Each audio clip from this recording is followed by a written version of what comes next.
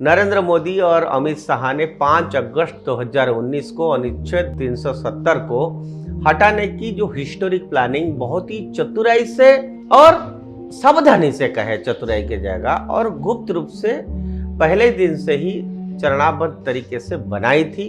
नेहरू ने भी ये प्रावधान रखा था कि अनुच्छेद 370 को हटाना केवल जम्मू कश्मीर विधानसभा की मंजूरी से ही संभव हो सकता है।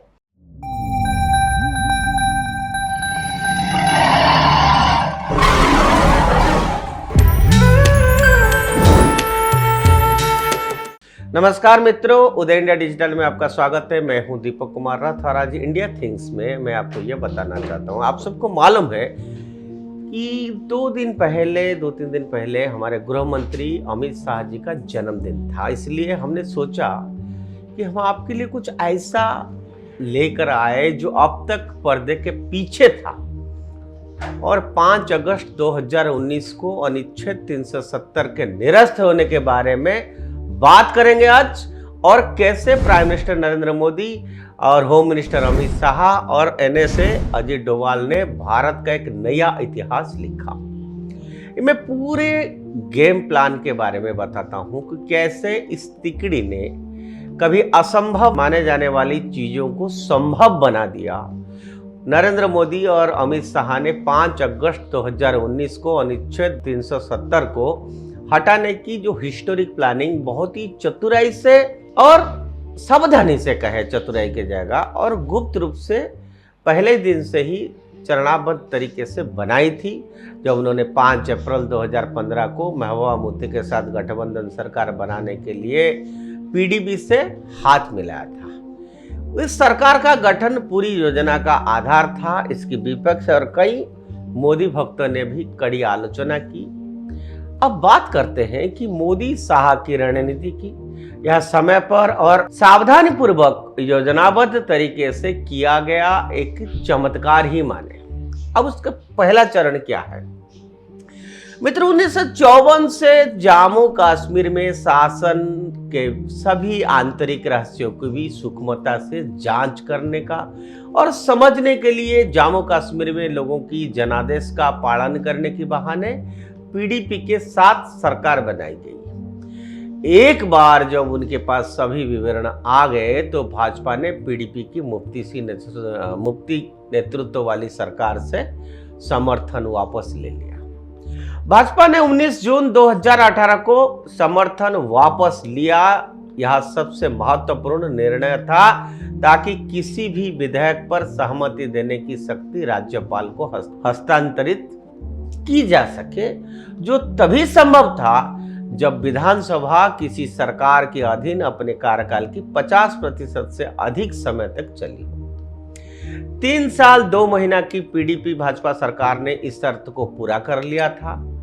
दूसरा चरण क्या था कि अनुच्छेद 356 के तहत राष्ट्रपति की शक्ति का उपयोग करते हुए जम्मू कश्मीर विधानसभा की शक्ति भारत की संसद को हस्तांतरित करने का राष्ट्रपति आदेश 2018 में ही पारित किया गया, जिस पर राज्यपाल ने सहमति दे दी। इससे संसद के माध्यम से ही अनुच्छेद 370 को हटाने का रास्ता साफ हो गया। मानो मैं आपको याद दिला दूं कि गलती से नेहरू ने भी ये प्रावधान रखा था कि अनुच्छेद 370 को हटाना केवल जम्मू कश्मीर विधानसभा की मंजूरी से ही संभव हो सकता है, लेकिन राज्यपाल ने राष्ट्रपति के आदेश के माध्यम से संसद को यह शक्ति देकर नेहरू को समाप्त कर दिया।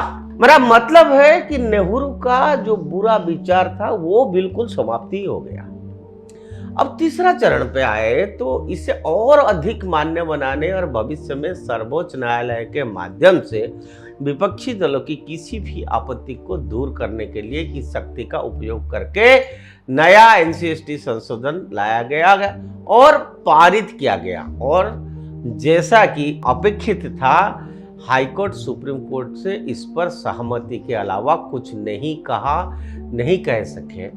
SC/ST संशोधन जम्मू कश्मीर, इसका वापस में क्या संबंध है? ये सवाल आपके दिमाग में जरूर आते होंगे। यही मोदी शाह की खासियत है। वो एक मृग तृष्णा यानी मिरेज क्रिएट करते हैं कि आप समझ नहीं पाएंगे कि ये कैसे हो पाया। उन्होंने SC/ST संशोधन विधेयक और जम्मू कश्मीर के लिए EWS के लिए 10% आरक्षण भी पेश किया। राज्यपाल ने सहमति दी और सुप्रीम कोर्ट ने इसे मंजूरी दे दी, जिससे विधानसभा की अनुपस्थिति में राज्यपाल की शक्ति स्थापित हो गई। अब चौथा चरण अगर बात करें, अब जब SC/ST बिल वैध हो गया तो राज्यपाल की शक्ति कैसे भी अदालत में निर्विवाद हो जाती है। 1952 के उदाहरण का उपयोग करते हुए संविधान सभा की शक्ति राज्यसभा को हस्तांतरित कर दी गई। 2018 में राज्य विधानसभा की शक्ति जम्मू कश्मीर के राज्यपाल को सौंप दी गई, जिन्होंने इसे संसद को सौंप दिया। और जून 2018 में ही जाल बिछा दिया गया था, जब भाजपा ने गठबंधन तोड़ विधानसभा से राज्यपाल को जो सत्ता है उसको सौंपने के लिए समर्थन वापस ले लिया था। जब एनए से अजित डोभाल ने राज्यपाल को विपक्ष द्वारा जम्मू कश्मीर में गठबंधन बनाने की गंभीर प्रयासों से अवगत कराया तो राज्यपाल ने विधानसभा भंग कर दी। अब उसके बाद क्या हुआ कि राष्ट्रपति ने 370 को निरस्त करने और 370(35)A को शक्तिहीन बनाने की अपने अधिकार की घोषणा की। और फिर ताबूत में आखिर कील ठोकने की वारी आई।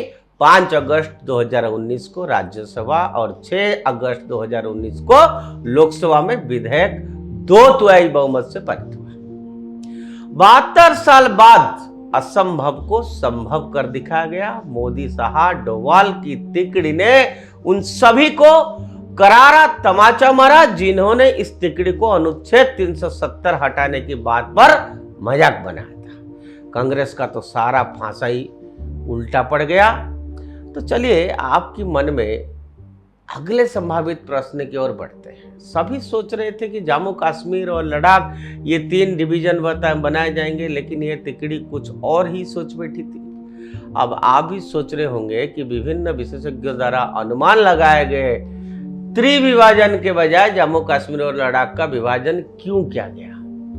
तो इसका जवाब यह है कि महाराजा हरि सिंह द्वारा 1947-48 में भारत संघ के साथ हस्ताक्षरित विलय पत्र में जम्मू कश्मीर और कश्मीर का उल्लेख है।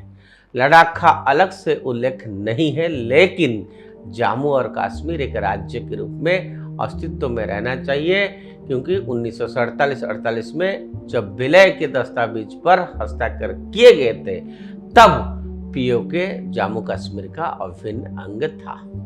तो भविष्य में जब भी भारत पीओके वापस मांगेगा तो यह जो हस्ताक्षरित इंस्ट्रूमेंट ऑफ एक्सेशन यह दिखाने के लिए आवश्यक होगा कि विलय पूर्व जम्मू कश्मीर के लिए था, जिसमें पीओके भी शामिल था। जब दस्तावेजीकरण की बात आती है तो आपको हर शब्द में बहुत सावधानी बरतनी होती है, और मोदी शाह ने इसका पूरी तरह से ख्याल रखा। नया इतिहास रखा गया है।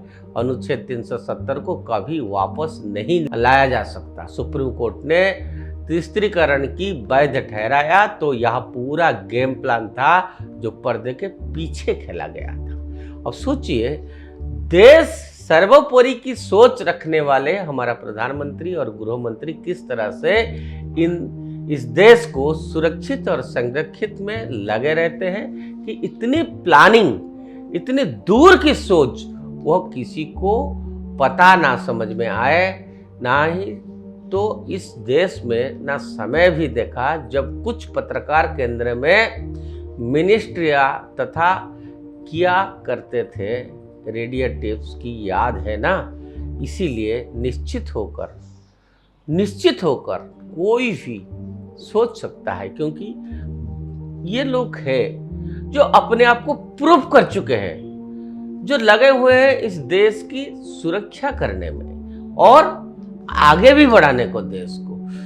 कहने का मतलब ये है, ये बात पुराना है लेकिन ये बात हिस्टोरिक है और देश के लिए गर्व का विषय है, और इतनी बड़ी सक्सेस लाए तो इसको भी ये देश को जानना चाहिए। आज के लिए इतना।